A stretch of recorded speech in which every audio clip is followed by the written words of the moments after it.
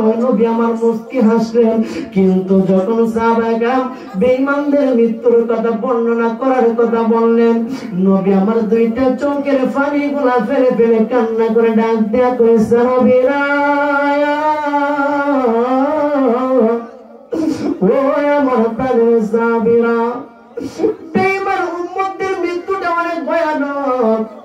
আজরাইল আলাইহিস সালাতু ওয়াস সালাম যখন ওই বেঈমান উম্মতদের সামনে আসবেন, তার ওই আজরাইলের মাথাটা থাকবে আসমানের সঙ্গে, পাগুলা থাকবে জমিনের সঙ্গে, চেহারাটা দেখার কোন সুযোগ থাকবে না। এই আজরাইল যখন মানুষের সামনে আসবে, আজরাইলের বিকট একটা চেহারা নিয়ে আসবে, পোশাকগুলো অনেক কালো রঙের কসকসে পোশাকগুলো নিয়ে আসবে। এই আজরাইল ডাক দেয়া বলবে, আল্লাহর অপবিত্র আত্মা, তুমি এই দেহ থেকে বের হয়ে আসো। রূহকে ডাক দিয়ে বলবে, দেহ থেকে বের হয়ে আসো, আল্লাহ পাকের গজবের দিকে বের হয়ে আসো।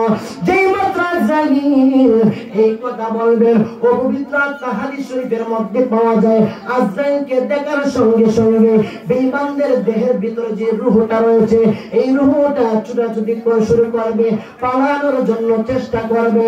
আমার আপনার নবীজি সাহাবাদেরকে ডাক দেবে, সাহাবীরা রে, ও আমার প্রাণের সাহাবীরা, যখন সময় ছুটাছুটি করবে, আমার নবীজি বর্ণনা দিতেছেন, দেখবেন শীতের মৌসুমে কম্বল যখন আমরা ব্যবহার করি, এই কম্বলগুলো যখন দৌত করা হয়, দৌত করার পরে কম্বল থেকে টেনে টেনে যদি আমরা এই রুমগুলা পশমগুলা চিরে ফেলি, দেখবেন কত কষ্টের বিনিময়ে কম্বল থেকে এই রুমগুলা চিরা হয়। কিংবা দেখবেন একটা জীবন্ত ছাগল, এই ছাগলের পশম যদি আমরা টেনে টেনে চিরে ফেলি, কিংবা মাংস থেকে চামড়া যদি আমরা আলাদা করে ফেলি, যেটা অবস্থায় দেখবেন ছাগলের যতটুকু কষ্ট হয়, আমার আপনার নবী বলেন বেঈমানদের রূহটা আজরাইল আলাইহিস সালাতু ওয়াস সালাম তার থেকে আরো কঠিন ভাবে তাদের জানগুলা কবজ করে নেবেন।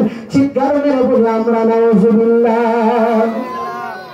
কত কষ্ট দিয়ে মানুষদেরকে মৃত্যুবরণ দিবে একবার চিন্তা করে। জীবন্ত ছাগল জবাই না করে এই ছাগলের চামড়া যদি আপনি ছুরির মাধ্যমে আপনারা ছিঁড়ে ফেলেন, এই ছাগলের যতটুকু কষ্ট হবে, নবীজি বলেন বেঈমান যারা হবে তাদের মরণটা আরো তার থেকে 1000 গুণ বেশি কষ্ট হবে। চিৎকার মেরে বলে আমরা আল্লাহু আকবার। মওত থেকে বাঁচার কোনো উপায় নেই বাবা, এখন আমাদের সময় রয়েছে, আমরা হক রাস্তায় চলে আসি, এখন সময় আছে। আপনারা আমরা সবাই নামাজওয়ালা হই, আমরা সবাই মুসলমান, আমাদের মধ্যে একটা মহব্বত সৃষ্টি করে ফেলি। আমরা যদি মুসলমান মেনে যাই, পৃথিবীর মধ্যে কোনো বাতিল গুলো আমরা মুসলমানদের সামনে দাঁড়াতে পারবে না। কথা বলেন ঠিক না বেশি? এই জন্য আমরা মুসলমানদের এক ঐক্য হয়ে যাই। আমরা মুসলমান আজকে জায়গায় জায়গায় মার খাইতেছি একটাই কারণ, আমরা মুসলমানদের মধ্যে ঐক্য নাই, আমরা মুসলমানদের মধ্যে মহব্বত নাই। আমরা এমন মুসলমান, যদি দেখি একটা মুসলমান আরেক জায়গায় একটা খ্রিস্টানের হাতে যদি মার খাইতেছে, আমরা দেখার পরে বলি যাক ভালো হয়েছে, এর লোকে তো আমার এমনি সমাজের মধ্যে অনেক ঝামেলা, মায়ের খাইতেছে, যদি পারতাম আমি আর দুইটা নিজে বাড়ি দিতাম। এমন কিছু মুসলমান সমাজে আছে আছে কিনা? তাহলে মুসলমান তো মায়ের খাইবে। আজকে আমি মার খেলে আপনি আসবেন না, আর আপনি মার খেলে আমি যাবো না, তাহলে আমরা মায়ের খাবো না, তাহলে ইহুদি খ্রিস্টান যারা আছে তারা কি খাবে?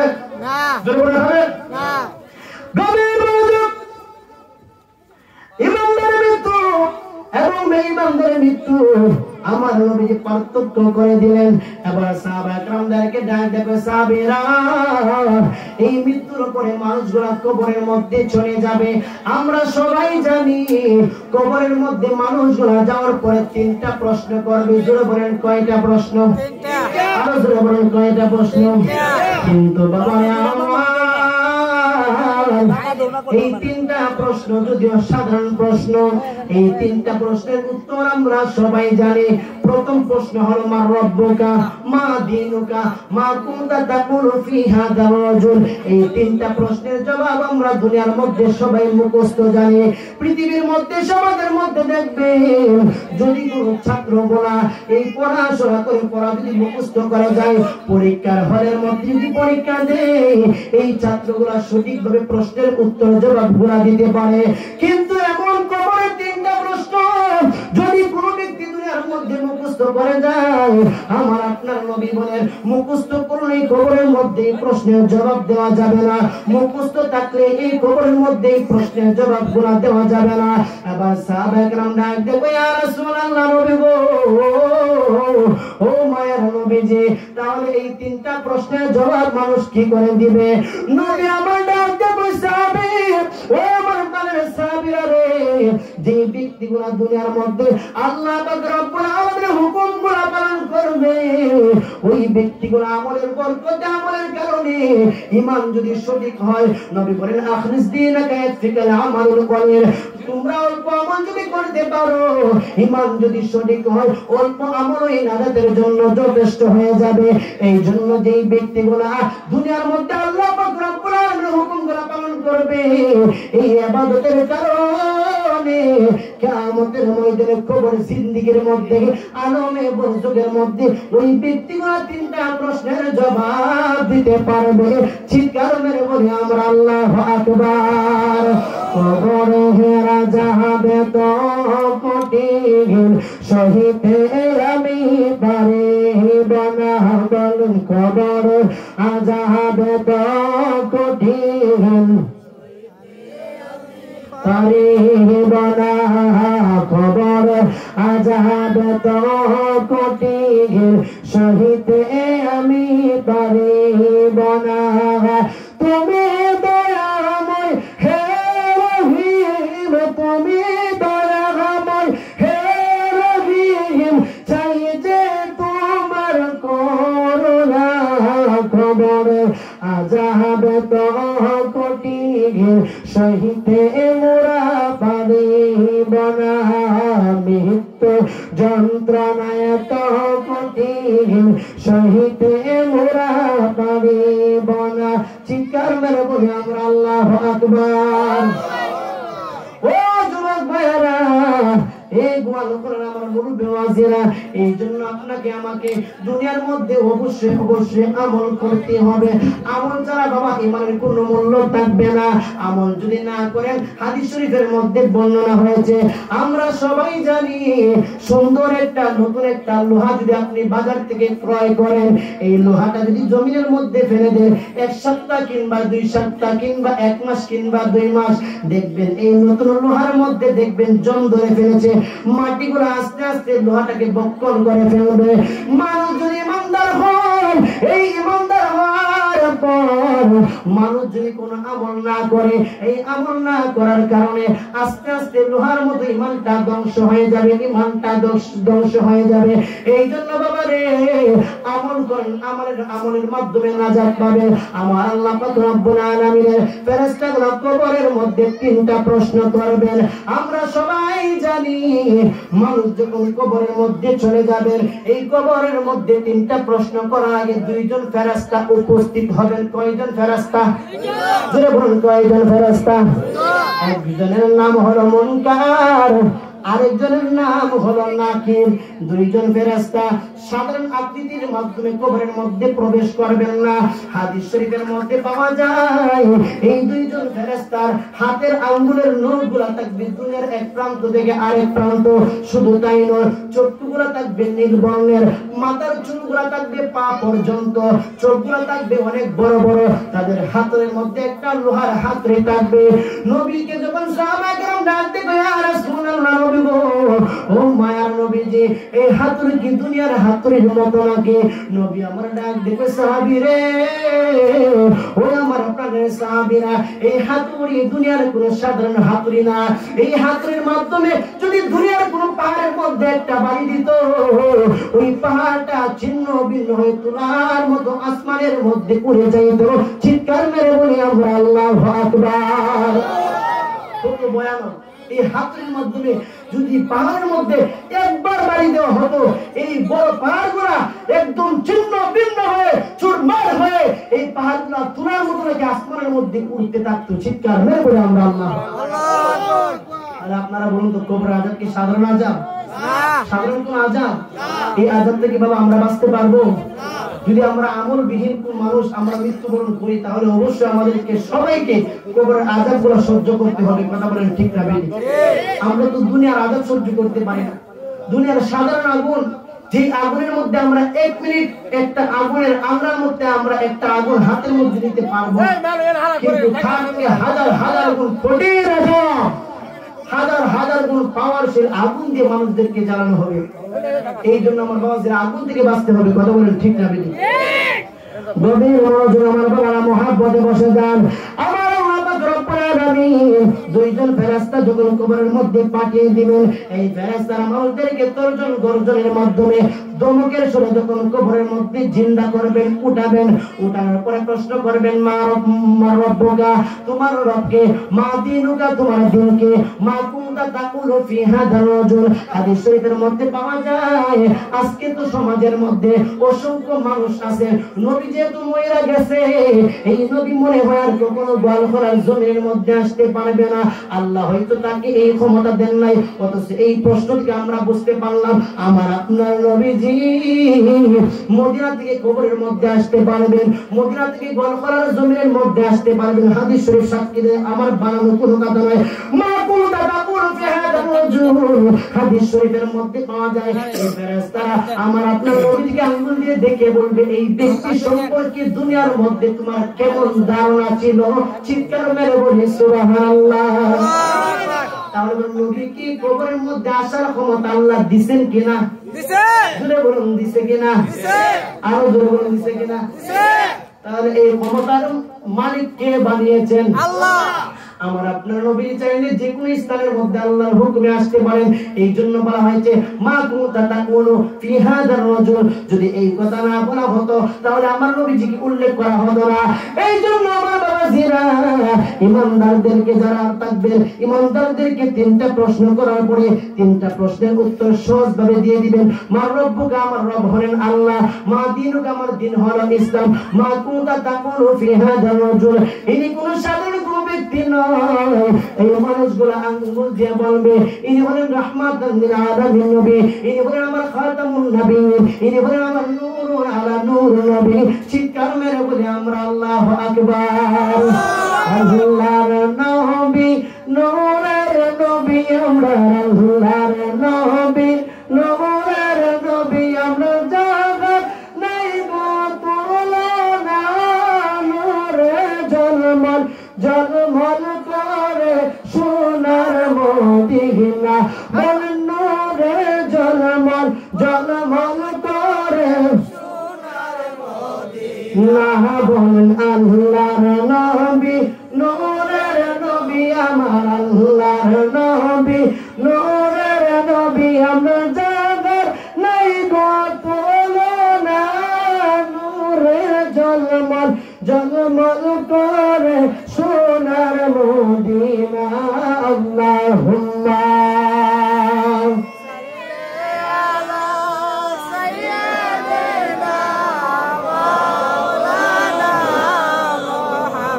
محمد وعلى آله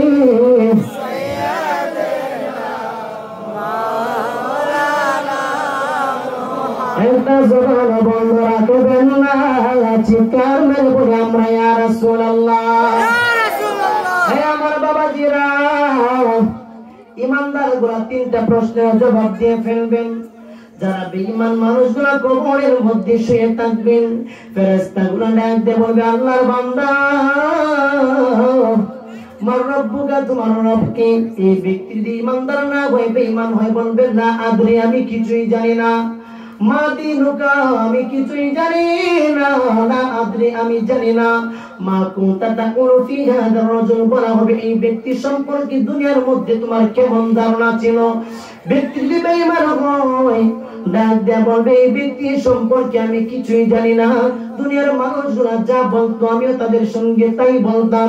এবার ফেরেশতারা আল্লাহ পাক রব্বুল আলামিন ডাক দেয়া বলবে ফেরেশতারা রে, ওই আমার প্রাণের ফেরেশতারা, এই বেঈমানের কবরটা তোমরা জাহান্নামের আগুনের সঙ্গে লিপ্ত করে দাও, জাহান্নামের দরজা খোলা করে দাও, জাহান্নামের দরজার দিকে তার কবরের মধ্যে একটা সুরঙ্গ করে দাও, একটা অ্যাডজাস্ট করে দাও। ওই জাহান্নাম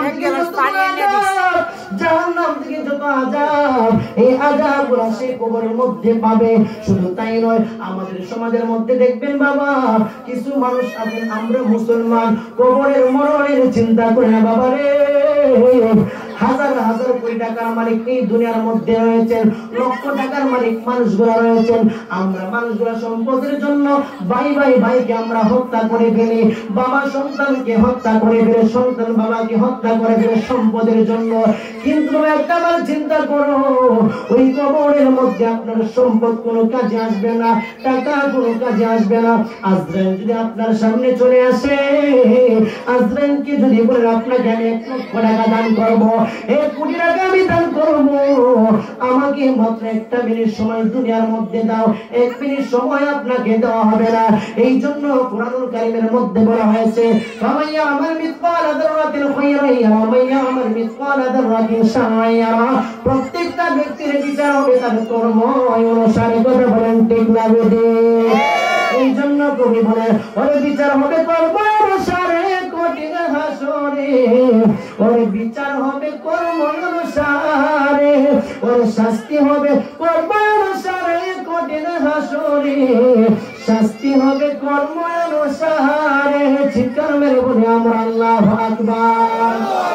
হে আমার যুবক ভাইরা, এই জন্য কবরের মধ্যে 3টা প্রশ্ন পারতে হলে অবশ্যই আমল আখলাক করতে হবে। শুধু তাই নয়, আলমে বরজত থেকে মানুষ যখন এবার আখিরাতের মধ্যে চলে গেলাম, পরকালের জিন্দেগির মধ্যে চলে গেলাম। পরকালের জিন্দেগি এমন একটা কঠিন জিন্দেগি, এই পরকালের মধ্যে কেউ কারো কোনো সঙ্গী হবে না। দুনিয়ার মধ্যে পিতা যদি বিপদের মধ্যে পড়ে যায়, সন্তান যদি 5টা সন্তান হয়, এই 5টা সন্তান পিতার সামনে দাঁড়িয়ে যায় বিপদের সময়। কথা বলেন ঠিক না বেঠিক? কিন্তু আখেরাত এমন একটা কঠিন ময়দান, যেই ময়দানের মধ্যে বাবা সন্তানের সঙ্গী হবে না, সন্তান বাবার সঙ্গী হবে না, মা কন্যার সঙ্গী হবে না, কন্যা গোলা মায়ের সঙ্গী হবে না। কিন্তু দুনিয়ার মধ্যে দেখেন, মা যদি একবার কান্না করে সন্তানগুলো বারবার কান্না করে, সন্তান যদি একবার কান্না করে মা গুলা সন্তানের মায়ার জন্য বারবার কান্না করে। কিন্তু পরকালের ময়দান এমন একটা কঠিন ময়দান, এই ময়দানের মধ্যে মা বলবে দুনিয়ার মধ্যে আমার বিয়ে হয় নাই, আমার কোন সন্তান দিচ্ছিল না। সন্তানদেরকে মা চিনবে না, সন্তানগুলা পিতা মাতাকে চিনবে না। সবার মুখের মধ্যে একটা, জবানের মধ্যে একটা বাক্য থাকবে ইয়া নাফসি ইয়া নাফসি। শুধু তাই নয়, কিয়ামতের আলোচনার মধ্যে হাদিস শরীফের মধ্যে পাওয়া যায় এমন কিছু মানুষ ইয়া নাফসি ইয়া নাফসি বলবে। শুধু তাই নয়, প্রত্যেকটা মানুষগুলো উলঙ্গ অবস্থায় থাকবে, কোন মানুষের শরীরের মধ্যে কোনো কাপড় থাকবে না। দুনিয়ার মধ্যে দেখবেন কোন মানুষ যদি উলঙ্গ হয়, একটা মানুষ আরেকটা মানুষের দিকে তাকাতে পারেন, একটা মানুষ আরেকটা মানুষের দিকে তাকালে লজ্জাস্থান দেখতে পারেন। কিন্তু পরকালের ময়দান এমন একটা কঠিন ময়দান, এই ময়দানের মধ্যে সবাই যেহেতু ইয়া নাফসি আতঙ্কের জন্য বয়ে সবাই ইয়া নাফসি বলবেন, কেউ কারো দিকে তাকানোর কোনো সম্ভব হবে না। সবার চোখের দৃষ্টিগুলো থাকবে আসমানের দিকে, উপরের দিকে, কোনো মানুষ কারো দিকে তাকাতে পারবে না। ওই কঠিন ময়দানে আমার আপনার নবীজি বলেন যখন হিসাব পুরা নেওয়া হবে, দুনিয়ার মধ্যে সূর্যটা অনেক অনেক উপরে রয়েছে, হাজার হাজার মাইল এই সূর্যটা রয়েছে। হাদিস শরীফের মধ্যে পাওয়া যায় সূর্যকে পরিপূর্ণ সূর্যের আলোটা দুনিয়ার মধ্যে দেওয়া হয় নাই। সূর্যকে উল্টিয়ে সূর্যের যে পিঠের তাপ রয়েছে, এই পিঠের তাপগুলো মানুষদেরকে দেওয়া হয়। তারপরও দেখবেন মানুষগুলো আমরা সূর্যের তাপগুলো সহ্য করতে পারি না। কথা বলেন ঠিক কিনা? কিয়ামতের ময়দান এমন একটা কঠিন ময়দান হবে, ওই সূর্যটার পিঠে কোনো তাপ দেওয়া হবে না। বাবা রে, একটা বার কবরের কথা চিন্তা করেন, একা একা কিভাবে কবরের মধ্যে থাকবেন। পৃথিবীর এক প্রান্ত থেকে আরেক প্রান্তের খবর নেওয়া যায়, কিন্তু কবরের মধ্যে যেই ব্যক্তি থাকবেন তার খবরগুলো নেওয়ার কোনো সুযোগ হবে না। ওই পরকালের মধ্যে সূর্যটা আপনার আঘাত উপরে দেওয়া হবে। কিছু মানুষ সূর্য সূর্যের তাপে তার মাথার মগজগুলো গলে গলে জমিনের মধ্যে পড়ে যাবে। কিছু মানুষের মগজগুলো সূর্যের তাপে বাতের মারের মতো ডক ডক করে জমিনের মধ্যে পড়ে যাবে। এমন কিছু মানুষ দুনিয়ার গুনাহের কারণে, এমন কিছু মানুষ তার গ্রামের মধ্যে হাঁটু পানির গ্রামের মধ্যে সাঁতার কাটবে। কোন মানুষ গুনাহের কারণে, তার জীবনের গুনাহের কারণে কোমর পর্যন্ত তার শরীরে গাম হবে। এই গ্রামের মধ্যে মানুষরা সাঁতরাতে লাগবে। এমন কিছু মানুষ থাকবেন যাদের গ্রামের জন্য গলা পর্যন্ত গাম থাকবে। এমন কিছু মানুষ থাকবেন পরকালের ময়দানে কিছু কিছু মানুষগুলা তার নিজের গুনাহের কারণে, আপন গুনাহের কারণে গ্রামের মধ্যে হাবুডুবু খাবে। এই জন্য কবরে আযাব বড় কঠিন, কিয়ামতের আযাব বড় কঠিন, আখিরাতের ময়দান বড় কঠিন। শুধু তাই নয়, আমার আপনার নবী সাহাবায়ে কেরামদেরকে ডাক দেবে, সাহাবীরা ওই আমার প্রাণের সাহাবীরা, কিয়ামতের ময়দানে মানুষদেরকে যা আযাব দেওয়া হবে, দুনিয়ার গুনাহের কারণে যে আযাব গুনাহ দেওয়া হবে, এই আযাব গুনাহ যদি দুনিয়ার মানুষরা একবার দেখতে পেত, প্রত্যেকটা মানুষগুলা কলিজা ফাইটা মৃত্যু বরণ করত। চিৎকার মেরে বলে আমরা আল্লাহু আকবার। আমি চলে যাব, আমি তোমরা বইলা যাও না, আমি চলে যাব না ভেলে বামে মাটি আমার মাটির বিছানা, ডাইনে বামে মাটি আমার, আমি চলে যাব, আমায় তোমরা বইলা যাও না, আমি চলে যাব না ভেলে বামে মাটি আমার। টাকার জন্য আমরা কত মানুষকে আমরা মেরে ফেলি, আসে না সমাজের মধ্যে? কবি কি বলে, টাকা পয়সা বাড়ি গাড়ি যাহা করেছি সব কিছু ফালাইয়া আজি একা যাইতেছি। কত বলেন ঠিক কিনা? গোয়ালপাড়ার মধ্যে আমার মনে হয় লক্ষ টাকার মালিক অসংখ্য ব্যক্তি রয়েছেন, কিন্তু আপনারা বলুন যে মানুষগুলা মৃত্যুবরণ করেন, চাইলে কি কিছু টাকা সঙ্গে নেওয়া সম্ভব নেই? জুড়ে বলুন সম্ভব নেই। এই জন্য বলে গেল টাকা থেকে আমলের দাম বেশি, ঠিক না? দুনিয়া থেকে আখিরাতের দাম বেশি। টাকা পয়সা বাড়ি গাড়ি যাহা করেছি সব কিছু ফালাইয়া আজি একা যাইতেছি, সব কিছু ফালাইয়া আজি একা যাইতেছি। শেষে বুঝলাম এই দুনিয়ায় কেউ তো আমার না, হায়রে শেষে বুঝলাম এই দুনিয়ায় কেউ তো আমার না, ভেলে বামে মাটি আমার মাটির বিছানা, ভেলে বামে মাটি আমার মাটির বিছানা। আমি চলে যাব, আমায় তোমরা বইলা যাও না, আমি মরে গেলে আমায় তোমরা বইলা যাও না, ভেলে বামে মাটি আমার মাটির বিছানা, ভেলে বামে মাটি আমার। ঘরের বিবি ছেলে মেয়ে আছে যাহারা, জন্মের মতো বিদায় করে দিবে তাহারা। কথা বলেন ঠিক কিনা? আমরা অসংখ্য যুবক আছি, স্ত্রীর জন্য আমাদের একদম প্রাণটা চলে যায়। অবশ্যই প্রাণ যেতে হবে, কারণ স্ত্রী এবং স্বামীর যে ভালোবাসা পৃথিবীর মধ্যে শ্রেষ্ঠ ভালোবাসা। কথা বলেন ঠিক কিনা? একটা দিন যদি কোনো বাবা সন্তানের চেহারা যদি একবার না দেখে, বাবার মনে শান্তি লাগে না। মা যদি একটা বার সন্তানের চেহারা দেখে না, যদি একটা দিন সন্তানের চেহারা না দেখে, মায়ের মনে শান্তি লাগে না। কিন্তু মানুষ যখন মৃত্যুবরণ করবে, মা যখন মৃত্যুবরণ করবে, দেখবেন গোয়ালপাড়ার জমিনের মধ্যে লাশ হয়ে মা এই জমিনের মধ্যে পড়ে থাকবেন। সন্তানগুলা মায়ের পাশে বসে, লাশের পাশে বসে কান্না করতে করতে অস্থির হয়ে যায়। কিন্তু কোন সন্তান পৃথিবীর মধ্যে এমন কোন নজির নাই যে সন্তানগুলা পিতার সঙ্গে কবরের মধ্যে শুইছেন। কথা বলেন ঠিক কিনা? এই জন্য বলা হয়েছে ঘরের বিবি ছেলে মেয়ে আছে যাহারা, জন্মের মতো বিদায় করে দিবে তাহারা। বলেন ঘরের বিবি ছেলে মেয়ে আছে যাহারা জন্মের মতো বিদায় করে দিবে তাহারা।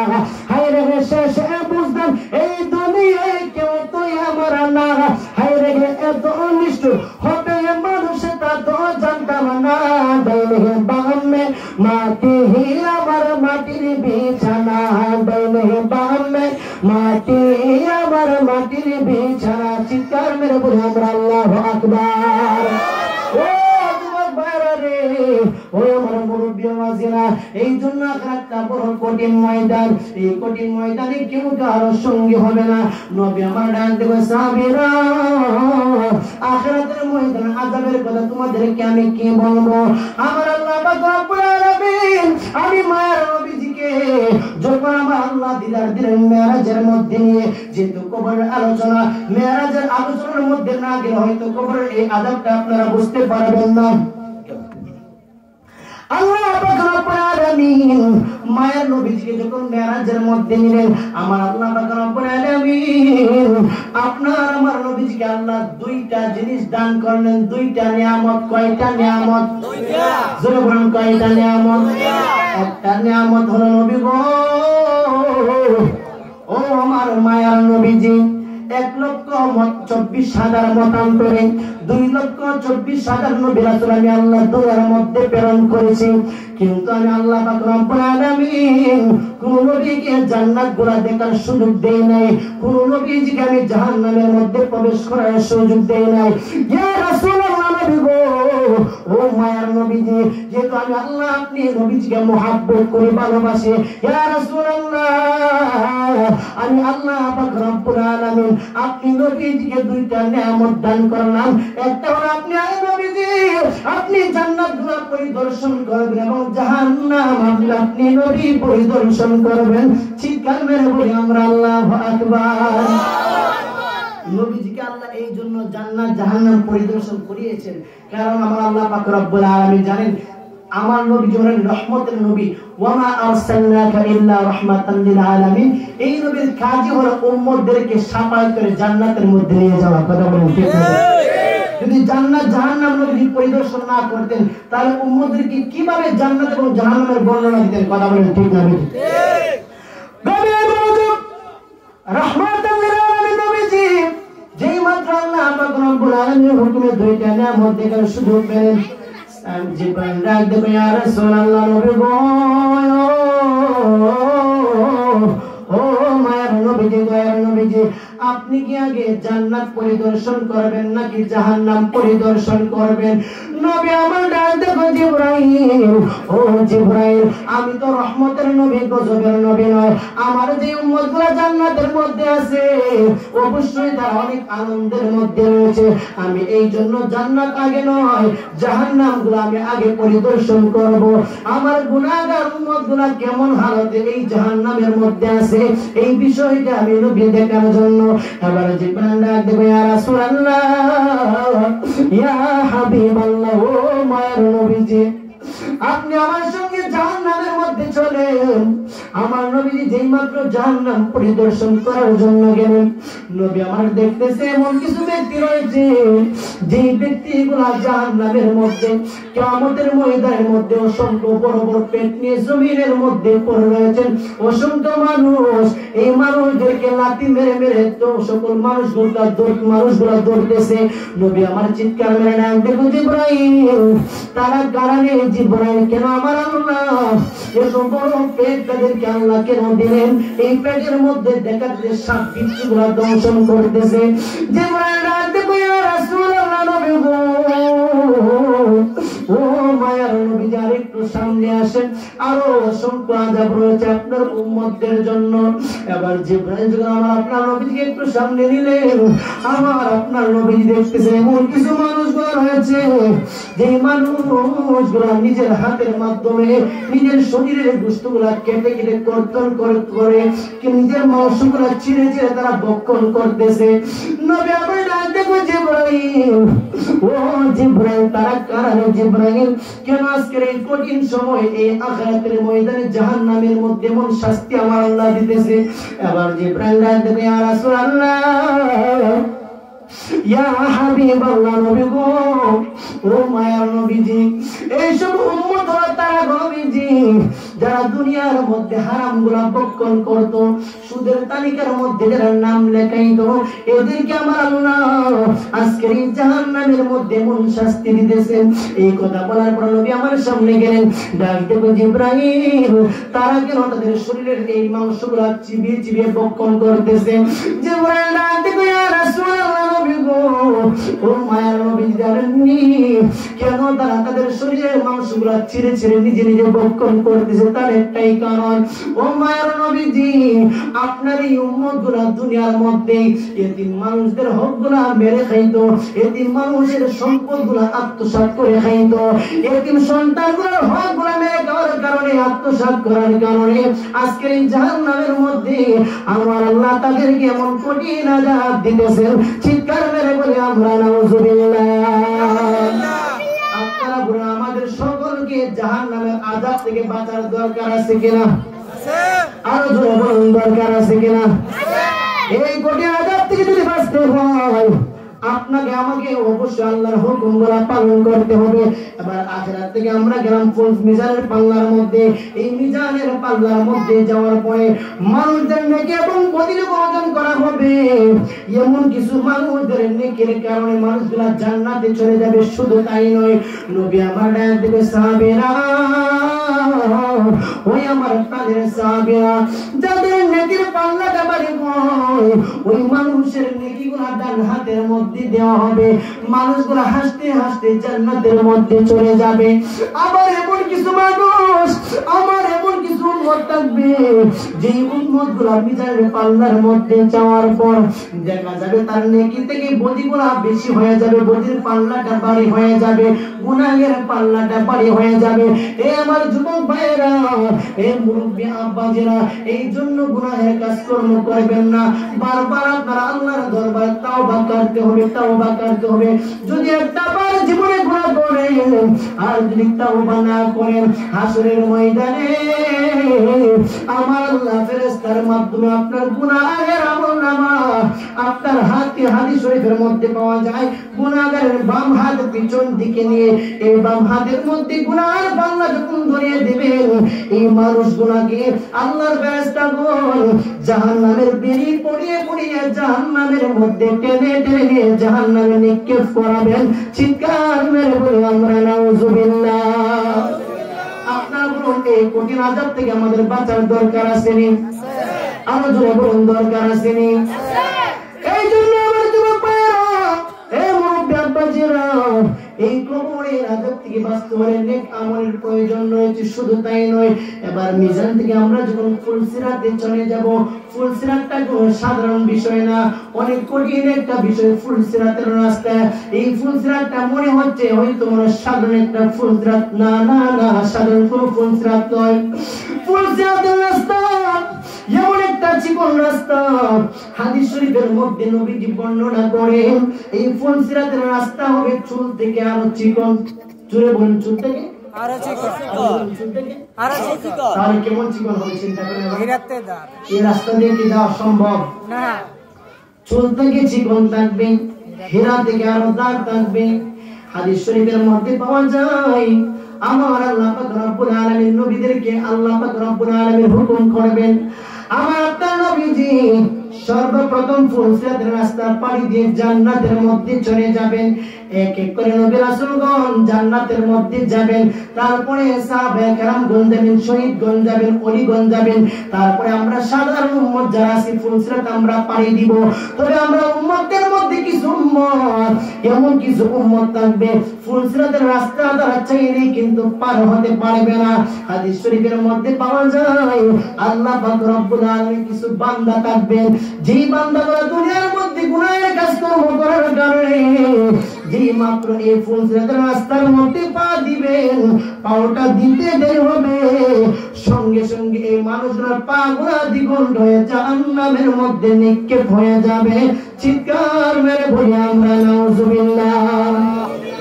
চুল হইতে চিকন করছো, হীরা হইতে দান, চুল হইতে চিকন করছো, হীরা হইতে দান।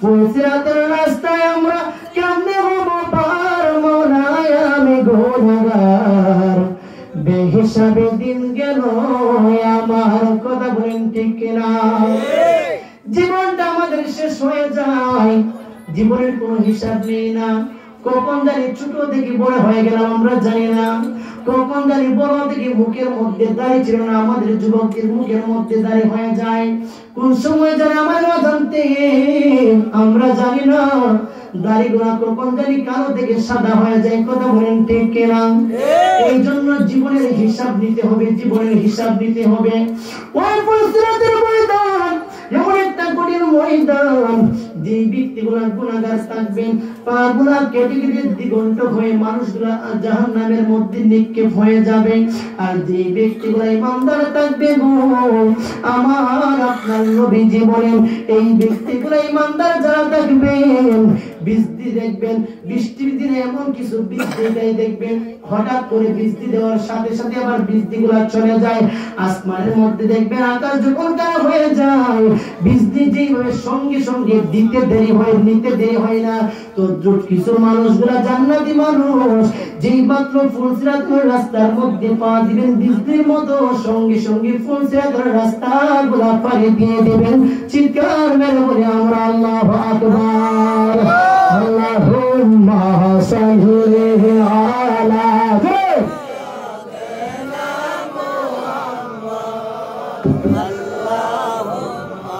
صلي على سيدنا محمد نبينا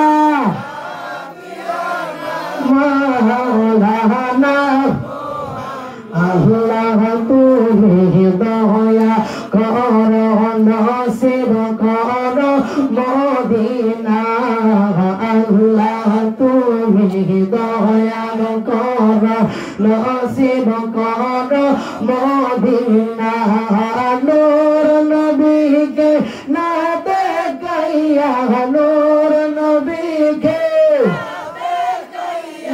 কবর দেশে নিও না আল্লাহুম্মা সাল্লি আলা সাইয়্যিদিনা মুহাম্মাদ নাবিয়ানা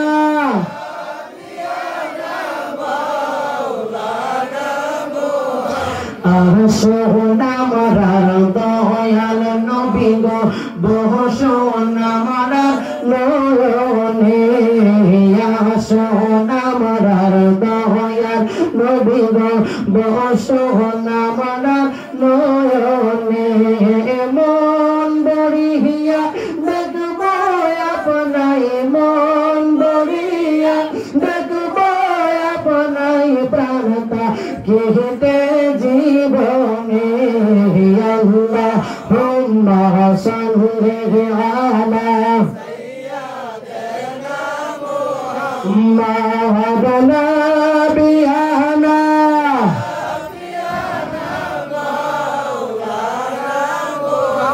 একটা জবান বন্ধ রাখবেন না চিৎকার মেরে বলুন ইয়া রাসূলুল্লাহ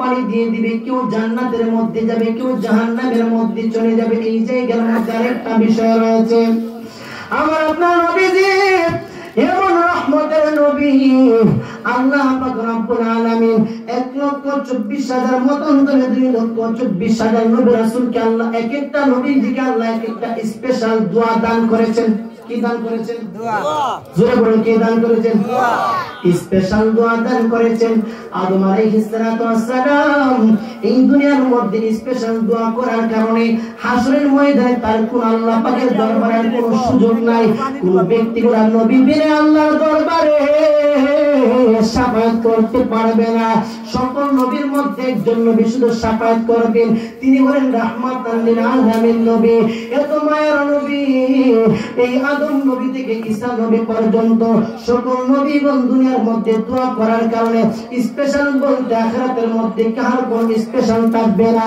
কিন্তু আপনার আমার মায়ের নবীজি হাসরের ময়দানে শাফায়াত করবেন। এই যুবক ভাইরা, আমরা কত ভাগ্যবান, আমরা কত ভাগ্যবান উম্মত। লি আহলিল কাবাইর মিন উম্মতি, হাদিস শরীফের মধ্যে বলা হয়েছে লি আহলিল কাবাইর মিন উম্মতি, আমার আপনার নবীজি ওইসব উম্মতদেরকে শাফায়াত করবেন, শাফায়াত করে জান্নাতের মধ্যে নিয়ে যাবেন।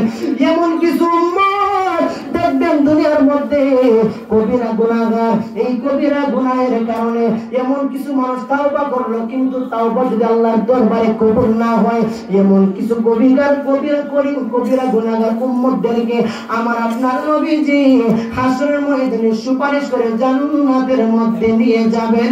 চিৎকার মেরে বলি আমরা আল্লাহু আকবার। এই জন্য আমার যুবক ভাইরা, দুনিয়ার মধ্যে গুনাহ করলে দুনিয়ার মধ্যে তাওবা করবেন। হাদিস শরীফের মধ্যে পাওয়া যায় আমার আপনার নবীজি বলেন আল্লাহ পাক রব্বুল আলামিন তাদেরকে বেশি পছন্দ করেন যেই বান্দাগুলো দুনিয়ার মধ্যে বেশি বেশি ইস্তেগফার করবে, তাওবা আদায় করবে, তাওবা করবে। আমার আল্লাহ পাক রব্বুল আলামিন ওইসব বান্দাদেরকে আল্লাহ বেশি মহব্বত করেন। চিৎকার মেরে বলে আমরা আল্লাহু আকবার। এই জন্য আমার যুবক ভাইরা রে, হাসরের ময়দানে আমার আপনার নবীজি কবিরা গুনাহগার উম্মতদেরকে সুপারিশ করে জান্নাতের মধ্যে নিয়ে যাবেন। শুধু তাই নয়, সকল নবীগণকে আল্লাহ পাক রব্বুল আলামিন স্পেশাল দোয়া দিয়েছেন দুনিয়াতে করার কারণে হাসরের ময়দানে কেউ দোয়াটা করতে পারবে না। ওই শাফায়াতের সময় কঠিন ময়দান, ওই জাহান্নামের দরজার মধ্যে জাহান্নামের সামনে একটা জায়গা আছে, যেই জায়গার নাম হলো মাকাবে মাহমুদ। জোরে বলেন কি? আরে জোরে বলেন কি? মাকাবে মাহমুদ এমন একটা জায়গা, এই জায়গার মধ্যে এই কঠিন সময়ে সকল নবীগণ ইয়া নাফসি বলে দৌড়বেন, কিন্তু আমার আপনার মায়ের নবীজি ওই কঠিন সময় আমার আপনার নবীজি সিজদার মধ্যে পড়ে থাকবেন। সিজদার মধ্যে পড়ার পর সবাই বলবে ইয়া নাফসি, আমার নবী ইয়া নাফসি বলবে না। হাদিস শরীফের মধ্যে পাওয়া যায় নবী বলবে রব্বি হাবলি উম্মতি, রব্বি হাবলি উম্মতি। চিৎকার মেরে বলে আমরা আল্লাহু আকবার। সকল নবীগণ ওই কঠিন সময় সবাই শুধু ইয়া নাফসি বলবেন, নবী বলবে রব্বি হাবলি উম্মতি। আল্লাহ ডাক দিয়ে বলবে নবী গো, ও মায়ের নবীজি, আজকের এই কঠিন সময়, এই কঠিন ময়দানে আপনি নবী আপনার মাথাটা আপনি জমিনের মধ্যে লাগিয়ে থাকবেন না, মাথাটা আপনি নত করে জমিনের মধ্যে পড়ে থাকবেন না। নবী গো, আপনি তো উম্মতের জন্য দুনিয়ার মধ্যে কত কষ্ট করেছেন। আরবের গায়ের গুলো আপনি নবীর গায়ে অসংখ্য পাথর গুলো আপনার গায়ে মেরেছে, উহুদের ময়দানে রক্ত ঝরাইলেন একমাত্র উম্মতের জন্য। নবী গো, আপনাকে তো জিবরাইল বলে দিয়েছিল ইয়া রাসূলুল্লাহ, আপনি নবী যদি একবার বলেন আমার আল্লাহ পাক রব্বুল আলামিন বলেছেন পাহাড় দিয়ে আরবের সকল মানুষদেরকে ধ্বংস করে দিবেন। ইয়া রাসূলুল্লাহ, নবী গো, আপনি নবী তো সেই বিষয়টা চান নাই, আপনি বলে দিয়েছিলেন আমার এই উম্মতগুলা বুঝে না, উম্মতগুলা না বুঝার কারণে আমি নবীর উপরে পাথর মারে। ও ইয়া রাসূলুল্লাহ, আজকের দিনটা তো কোনো দুনিয়ার সাধারণ কোনো দিন নয়, আজকের এই দিনটা কঠিন ময়দান, এই কঠিন ময়দান আপনার মাথাটা আপনি জমিনের মধ্যে লাগাবেন না। আজকের এই দিনের মধ্যে আপনি নবী আমি আল্লাহর দরবারে যা কিছু চাইবেন আমি আল্লাহ পাক রব্বুল আলামিন আপনি নবীর সকল ফরিয়াদ আল্লাহ কবুল করে নেবে। চিৎকার মেরে বলে আমরা আল্লাহু আকবার। এই জন্য বলা হয়েছে ওরে কান্দে নবী ইয়া উম্মতি, ওরে আমার উম্মতের কি হবে গতি গো, ওরে উম্মতের জান্নাত দিয়ে শান্তি দাও নবী নবীদের প্রাণ রোজ হাসরে বুঝবে আমার নূর নবীজির শান রোজ হাসরে বুঝবে আমার নূর নবীজির শান নাই কোনো বন্ধু নাই নাই দরদি নাই কোন দিনে আমার নবীজি বিনে কোন দিনে আমার নবীজি বিনে কথা বলেন ঠিক কিনা ওই কঠিন ময়দানে হাসরের ময়দানে শাফাতের জন্য মাকামে মাহমুদের মধ্যে আমার আপনার নবী যখন সিজদার মধ্যে পড়ে দেখবেন আল্লাহ ডাক দেন ইয়া রাসূলুল্লাহ ইয়া হাবিবাল্লাহ নবী গো ও মায়ের নবীজি দয়ার নবীজি আজকে কিয়ামতের ময়দানে হাসরের ময়দানে আপনার মাথায় একটু উত্তোলন করে আপনি নবীজি যা চাইবেন আমি আল্লাহ পাক রব্বুল আলামিন তাই কবুল করব